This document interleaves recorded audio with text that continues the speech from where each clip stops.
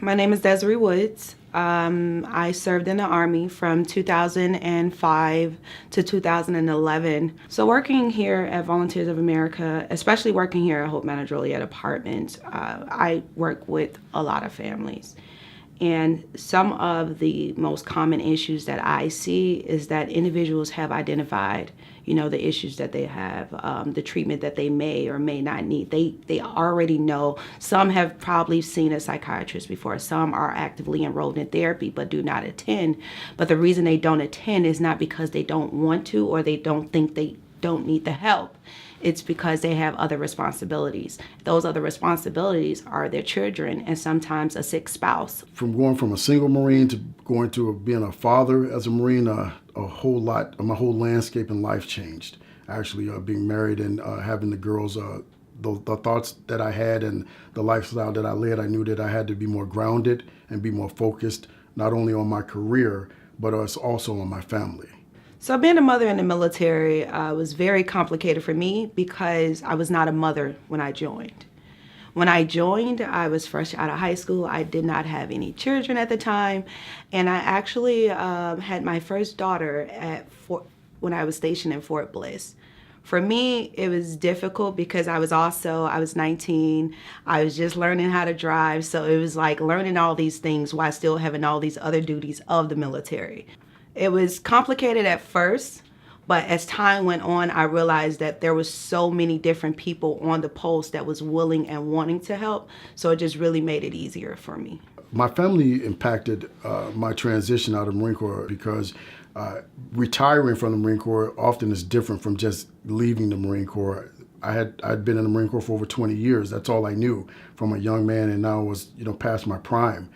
They kept me grounded, kept me focused because I knew that there was other lives that depended on me to move on from that and not continue to be stuck in being active duty because I was no longer active duty. I had to find other employment. So I would definitely say getting out of the military as a mother was very different, and it was different on so many levels. One, I was trying to get back acclimated with my family who knew me as the high school graduate, no kids, but yet I come back. I have 2 daughters. Dania was probably like 4 and Janiyah was probably like 3.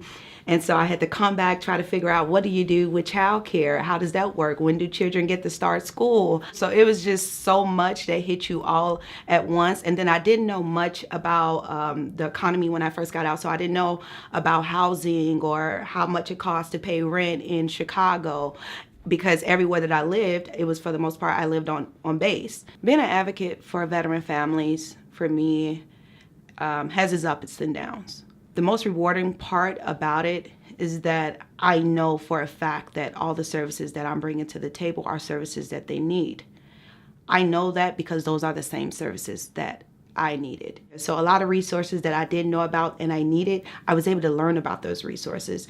And then also going to different vet centers and getting seen at the VA made it even more easier for me to know about all these resources. But for those veteran families that never been to a VA, never heard of Volunteers of America, don't know what a vet center is, never knew what a VAC was and what they did, that's where I come in.